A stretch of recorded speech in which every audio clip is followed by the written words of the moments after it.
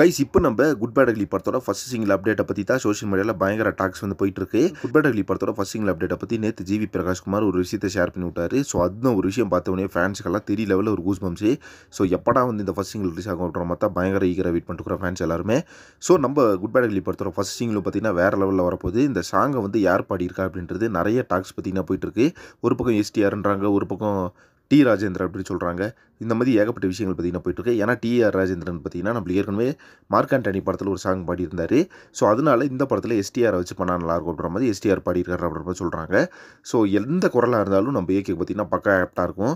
ஏன்னா பார்த்தீங்கன்னா அந்தளவுக்கு ஒரு வாய்ஸ் லிப்சிங் வந்து கொடுப்பாரு நம்ம ஏகே. எல்லாத்துக்குமே தெரியும் பாட்டுக்கு வாய்ஸ் லிப்சிங் கொடுக்குறதுக்கு பார்த்தீங்கன்னா நம்ம ஏகே விட்டால் ஆளே கிடையாது. அந்தளவுக்கு பார்த்தீங்கன்னா ஒரு தரமான லிப்சிங் கொடுப்பாரு. ஸோ இந்த காட் பிளஸ் யூ மாம் இந்த சாங் தான் வரப்போகுது. இது வந்து ஒரு ஜெயில் செட் சாங் அப்படின்ற மாதிரி சொல்கிறாங்க. ஏற்கனவே ஜெயிலில் செட்டு போட்டு நம்ம கல்யாண் மாஸ்டர் அவர்கள் கோரியோகிராஃபி பண்ணி தரமாக வந்துச்சு ஒரு சாங்கு. ஸோ அந்த சாங் தான் இது அப்படின்ற மாதிரி எதிர்பார்க்கப்படுது.